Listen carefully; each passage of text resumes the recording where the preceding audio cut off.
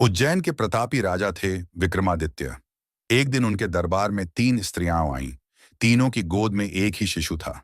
तीनों एक साथ बोली, महाराज, ये बच्चा मेरा है। पूरा दरबार चौंक गया। एक बच्चा और 3 दावे।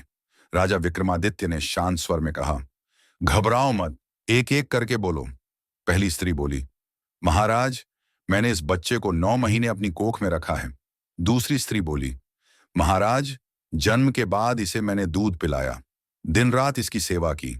तीसरी स्त्री बोली, महाराज, जब यह मृत्यु के कगार पर था तो इसे बचाने के लिए मैंने अपने गहने तक बेच दिए। अब गुत्थी और भी गहरी हो गई।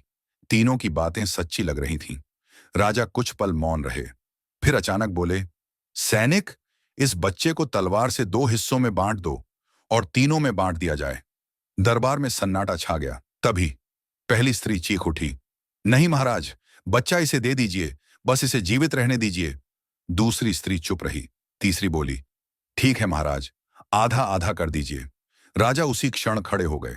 राजा विक्रमादित्य ने कहा, जिसे बच्चे के अधिकार से पहले उसके प्राणों की चिंता हो, वही उसकी सच्ची मां होती है। राजा ने बच्चा पहली स्त्री को सौंप दिया। बाकी दोनों को दंड दिया गया। दरबार में न्याय की जीत हुई। ममता कभी दावा नहीं करती, वह खुद को छोड़ देती है।